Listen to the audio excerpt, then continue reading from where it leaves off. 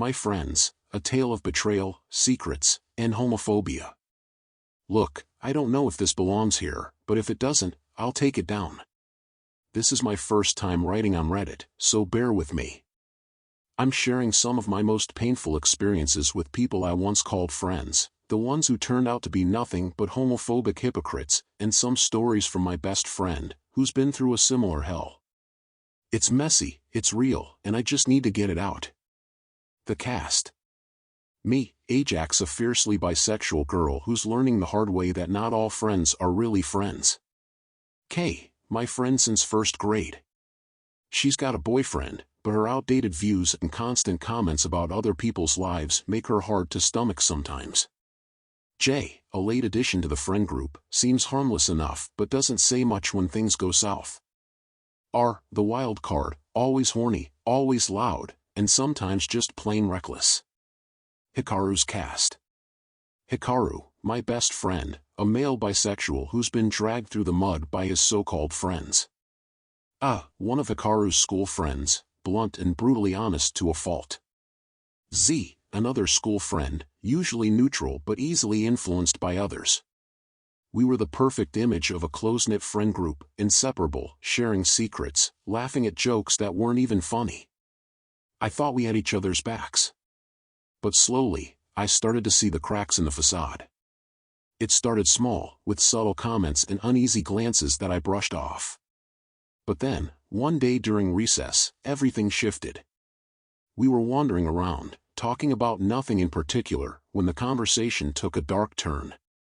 LGBTQ+ topics came up, and I made the mistake of speaking up. Me, guys, what would you do if you had a female bisexual friend who was dating another girl? K, I'd never be friends with that person again. Me, yeah, right. The words stung. I knew right then that I was in dangerous territory. I felt exposed, like I'd just bared a piece of myself that I could never take back. Kay knew I supported LGBTQ+ rights, everyone did. But to hear her say that? I couldn't believe it. I just shut my mouth and let the silence speak for me. But that was only the beginning. My ex-girlfriend and I had been keeping our relationship a secret, but we thought maybe we could trust Kay. We thought maybe she'd understand. Spoiler alert, we were wrong. We cornered her one day, hoping for some kind of support. Instead, we got awkward silence and forced laughter. Me, Kay, do you support gay people? Kay, I respect them. X, well. Me and Ajax. L, X's friend. Wow, that came out of nowhere. K, wait, are you serious? Me, haha, no, just joking. I laughed, but it wasn't because it was funny. I laughed because I was scared, scared of the look in her eyes, scared of the judgment that seemed to pulse under every word. I backed down because I couldn't handle the truth. And it killed me inside. Another time, Kay crossed a line that still makes my skin crawl. We were hanging out, just another normal day, when she decided to turn my sexuality into a joke. Kay, Ajax, kiss me since you're a lesbian. Me, EW, what the hell, no. X, what the F asterisk asterisk asterisk. K, come on, you're a lesbian. Kiss me. Me, I'm not a lesbian, and this isn't funny. Stop it.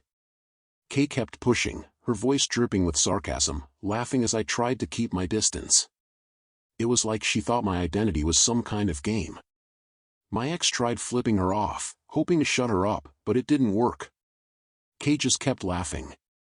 That's the thing with people like her, they don't care who they hurt as long as they're entertained. If you think that's bad, let's talk about Hikaru, my best friend who's been dealing with his own brand of fake friends. Hikaru's also bisexual, and his school friends have a nasty habit of turning on him when he least expects it. One day, he showed me screenshots of a conversation he'd had with A and Z. I've lost the screenshots, but the words are burned into my memory. It was brutal, and I could feel the hurt in every single message. In DMs. Hey, I don't really like talking to you. Not sure why. Hikaru, .. Probably because you're bisexual. Hikaru, damn. In a server. A. Z. Do you trust Hikaru? Z. I don't know, bro. I know, other friend, doesn't trust him. Hikaru, wow, y'all are seriously gossiping about me. It's the kind of betrayal that hits you in the gut and leaves you reeling.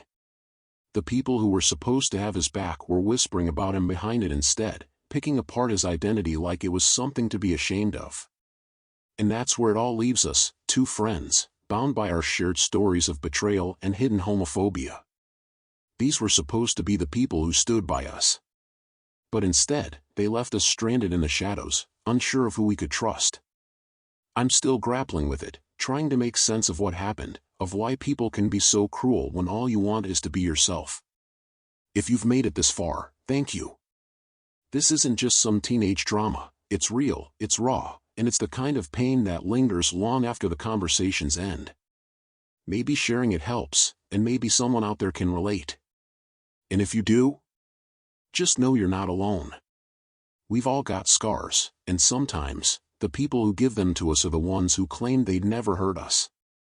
And that's where it all leaves us, two friends, bound together by stories of betrayal, masked smiles, and the kind of homophobia that hides behind casual words and forced laughter.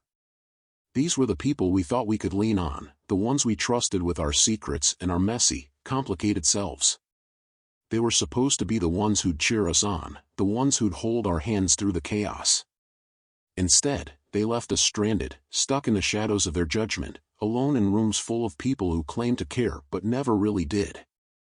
I'm still grappling with it, replaying every conversation, every forced laugh, every moment I stayed silent when I should have spoken up. I keep asking myself why people can be so cruel, so dismissive, when all you're trying to do is be honest about who you are.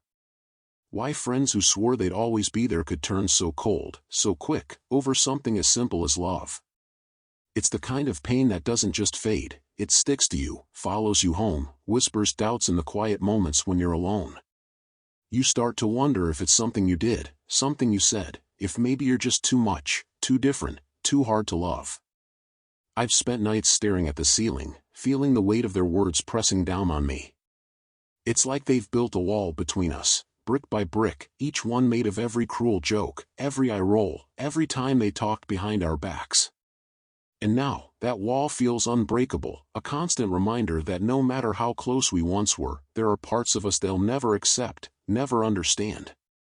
Hikaru and I, we've become each other's lifeline, clinging to the shared pain that only we seem to truly get. It's us against the world, navigating through the mess of teenage friendships that were never what they seemed. If you've made it this far, thank you. Thank you for listening, for seeing us. This isn't just some dramatic high school story, it's real, it's raw, and it's the kind of hurt that lingers long after the words are spoken. It's the ache of realizing that the people you thought would protect you were the ones holding the knife. And maybe sharing this helps, maybe it makes the weight a little lighter knowing that someone out there might get it. Because that's all we really want, isn't it?